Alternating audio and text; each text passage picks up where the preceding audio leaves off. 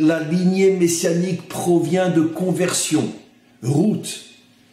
Et pour nous faire comprendre qu'il était absolument impossible que le Mashiach ne soit qu'un pur produit juif, parce que si sa mission est de raccrocher toutes les nations à l'essence du monde, qui est l'essence de la Torah et qui est l'essence de Dieu, il est absolument évident qu'il faut qu'il ait lui-même une connexion avec le monde non juif. Et c'est la raison pour laquelle, dans la lignée constructrice du Mashiach, il y a justement une part énorme pour les non-juifs. Ruth, et dans d'autres domaines aussi, dans la Torah elle-même, Rabbi Meir, Onkelos, Rabbi Akiva, il y a énormément de grands juifs qui, d'une certaine manière, ont une origine non juive. Plus encore, les plus grands maîtres d'Israël ont une origine non juive. Je viens de les citer, Rabbi Meir, Rabbi Akiva et quantité d'autres.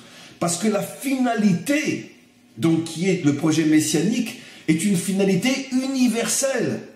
Donc c'est sûr et certain que le fer de lance est Israël, mais un Israël qui contient lui-même des étincelles de l'humanité tout entière, comme les 70 membres de la famille de Yaakov qui descendent en Égypte et qui font allusion aux 70 nations. J'ai déjà expliqué des milliers de fois que le peuple juif n'est pas un 71e peuple, c'est le microcosme des 70.